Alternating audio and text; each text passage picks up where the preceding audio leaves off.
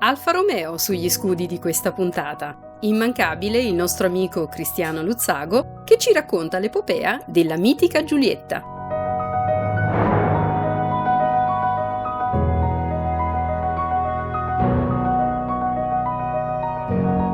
Amici di Gentleman Driver, oggi parleremo dell'Alfa Romeo Giulietta Sprint. Spesso si approfondiscono gli aspetti tecnici e le varie versioni di questo modello e si trascura un po' quella che invece è la genesi della Sprint. Infatti, come molti probabilmente sanno, già precedentemente al primo conflitto mondiale la Alfa era in gravi crisi economiche, al punto di essere quasi sull'orlo del fallimento, se non fosse per l'intervento dell'ingegner Nicola Romeo, dal quale appunto nasce il marchio Alfa Romeo, che avviò una serie di produzione di strumenti bellici che risollevarono la fabbrica. Nel 1935 entrò a far parte del gruppo dell'IRI, cioè l'Istituto di Ricostruzione Industriale, che aveva come obiettivo strategico quello di risollevare tutte quelle aziende che avevano un'importanza di livello nazionale, sia a livello economico che sociale. Contemporaneamente, naturalmente, c'era la produzione delle vetture di grande prestigio. Infatti furono numerose le vittorie dell'Alfa Romeo, sia nella Mille Miglia, sia in quella più strepitosa nel 1936 al circuito del Nürburgring, dove Tazio Nuvolari riuscì a sconfiggere con grande ira di Adolf Hitler le Mercedes e le Auto Union. Anche nel secondo dopoguerra, con la cessazione delle produzioni belliche, l'Alfa Romeo, come molte altre industrie, venendo a mancare le commesse, si trovano in gravi crisi economica. Come abbiamo detto, l'Alfa Romeo faceva parte dell'IRI e quindi subisce forti ingerenze politiche. In quel momento l'Alfa Romeo produce ben poche auto. La fortuna del marchio è che nel 1951 va a capo di Finmeccanica Giuseppe Luraghi, che a molti è noto appunto come l'ideatore della Giulietta. Non perché lui l'abbia progettata, perché sappiamo che il progetto fu di Orazio Sattapuliga e di Giuseppe Busso insieme all'ingegnere Rudolf Rusca, ma perché dovendo esaminare e analizzare approfonditamente la situazione dell'industria Alfa Romeo, percepì, differentemente dall'orientamento della classe politica, che era un'industria che aveva un profondo know-how, dei tecnici e delle maestranze di altissimo livello e che era assolutamente in grado di poter competere in un mercato automobilistico che al momento era carente non perché mancassero le capacità produttive,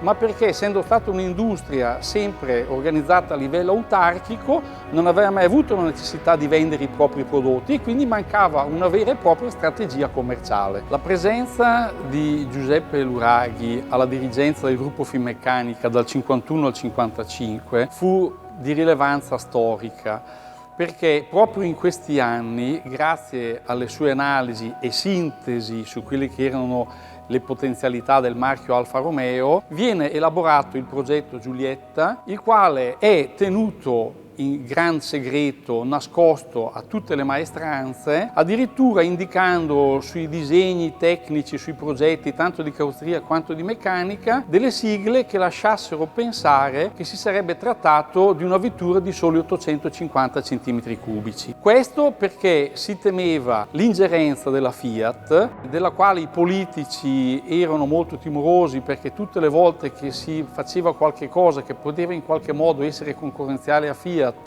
si sarebbe rimasti bloccati fin sul nascere, e anche perché comunque lo spionaggio industriale all'epoca era particolarmente in voga. L'intuizione che Luraghi ebbe di produrre una vettura di classe media che avrebbe dovuto essere il cavallo di battaglia dell'Alfa Romeo fu un'intuizione brillantissima. Lo dimostrano i numeri. Infatti nel 1950 l'Alfa Romeo fatturò soltanto 341 vetture, mentre nel 65, quando terminò la produzione della Giulietta, ne fatturava ben 62.000. Quindi l'incremento di produzione fu quello che non solo risanò il gruppo Alfa Romeo dalle crisi che aveva subito nei decenni precedenti, ma fu anche quello che lanciò veramente il marchio a livello internazionale e che lo rese non solo un marchio di elite apprezzato da pochi eletti, ma un marchio a disposizione di una vasta fascia di pubblico che potesse fruire di tutte le versioni di questi modelli a tutti i livelli. La Giulietta Sprint fu presentata al Salone di Torino nel 1954. Un fatto abbastanza insolito che fosse stata presentata prima la versione coupé rispetto alla berlina, ma le maestranze di Alfa Romeo ritennero che la berlina fosse troppo rumorosa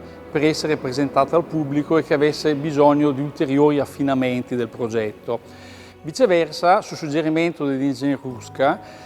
che ritenne il rumore della coupé una caratteristica fondamentale per essere apprezzata da un pubblico sportivo, spinse Alfa Romeo a presentare prima questo modello rispetto alla berlina. L'ingegner Giuseppe Luraghi ebbe due momenti fondamentali di presenza nei gruppi Finmeccanica e poi IRI e furono, come già detto, dal 51 al 55 e quindi vide insieme al suo team la presentazione della Giulietta e successivamente dal 60 al 65 e quindi vide anche il termine della produzione della Giulietta e poté seguire quindi tutti gli sviluppi di questo modello nelle varie versioni.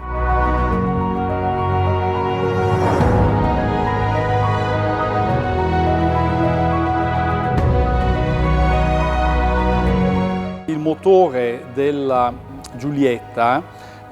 progettato da Busso è un motore con delle grandi valenze che ne ha permesso la durata fino addirittura agli anni 90. È un modello del 1960, quindi non è una prima serie, è già una serie ristilizzata nella quale vediamo queste mascherine che colmano lo spazio da reazione del motore e che sono state in particolar modo disegnate e ristilizzate da un giovane Giorgetto Giugiaro che al tempo lavorava in Bertone. I modelli prodotti della Sprint furono vari perché fu introdotta dopo la versione standard la veloce che era equipaggiata con 2 carburatori Weber, in seguito addirittura con un pianale diverso fu prodotta la Sprint speciale e poi ci fu tutta anche un'evoluzione di vetture da competizione che furono le varie Giulietta carrozzate da Zagato e i cui valori sono elevatissimi oggigiorno.